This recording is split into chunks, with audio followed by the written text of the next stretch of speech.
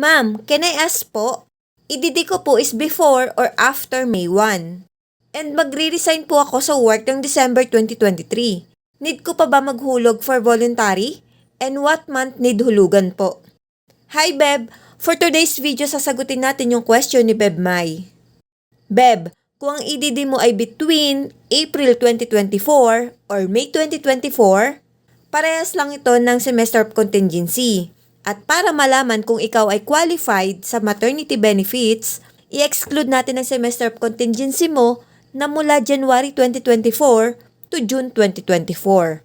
Now, ang magiging qualifying months mo ay mula January 2023 to December 2023.